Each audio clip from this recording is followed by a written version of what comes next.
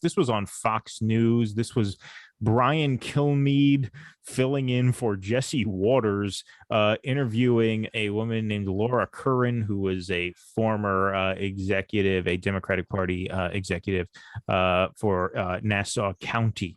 And so you can imagine what she has to say about the direction of the party. This clip I thought was actually pretty funny. So here, we'll play a little bit. And let's bring in Laura Curran, a member of the Democratic Party, who was a Nassau County executive who lost a nail. By the way, she is a dead ringer for that BBC reporter. You know who I'm talking about? I forget her name. She's the blonde lady. She was on Bill Maher's show a few times. I forget. Anyway, that's not relevant. We shouldn't talk about people's looks here. Bruce Blakeman and what her the fuck's seat, wrong with you? and she believes it's because what's happening at the White House. I know as a Nassau County resident, I didn't really see many people that were upset with the job you're doing, and many of which are Republicans. Laura, have you figured out why you lost? Did it really come out from Washington? I think it really has. Unfortunately, my party, the Democratic Party, just conveys weakness right now. It almost feels like elder abuse with what's going on with President Biden. He has a hard time putting his sentence together. I think everyone gets nervous, listening to him talk if he's going to mess up. And what we need always, and especially now, is someone who is... What a loyal group of people, these Democrats. She loses the election right away. It's elder abuse. Exudes confidence and competence. Someone who sets a reassuring tone. And we're not getting that at the top right now. And unfortunately, I think your previous guest, Karl Rove, is absolutely right. I think it's going to be a bloodbath for the Democrats in the midterm. So, the question is, as a Democrat, I think it's really important to have a strong two-party system. I think it's good for democracy. I don't think it should be one-party rule either way. But unfortunately, it seems like we're giving the Republicans ammunition just to shoot us because we exude this weakness. People want... It's just so incredible. The Democrats exude weakness. They don't show enough strength. And then the next sentence is, I believe we need a strong two-party system. And this is not out of step with what the Democrats' line has been. We've heard Nancy Pelosi say we need a strong Republican Party. We've heard Joe Biden say we need a strong Republican Party. You'll never hear a Republican say we need a strong Democratic Party. Exactly. Has anyone ever heard in their life a single Republican who says we need a strong Democratic Party? No. Not even going way back. It's just incredible. I've never heard that. It's just unbelievable how stupid you have to be. Fuck her and Kilmeade and me.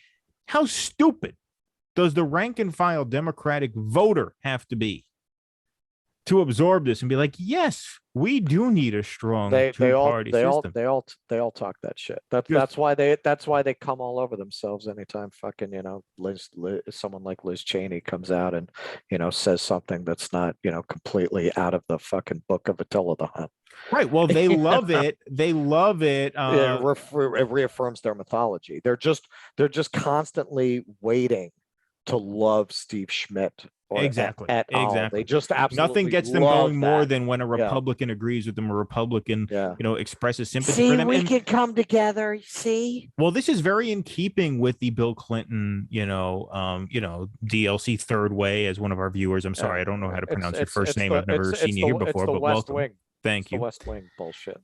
And it's also like particularly Clintonian phenomenon. Oh, is that who you were talking about? Caddy K? Caddy K, that's it. Yes, you're right. Yeah. She used to be on the McLaughlin group. Yes. That's right.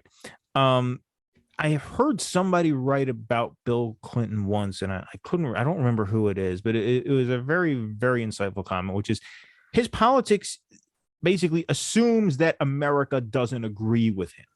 Right. And so we have to find ways to triangulate and trick, Republicans into supporting us and trick these moderate independents into supporting us. Right. They just have this like suspicion of the people. And that manifests itself in Hillary saying things like, Trump supporters, half of them are in the basket of deplorables. Right. There's just this aversion to the people, this suspicion of the people that they're not as smart as them, not as enlightened as them. And they have to be dragged along kicking and screaming, to anything remotely resembling what they might even consider a somewhat left position.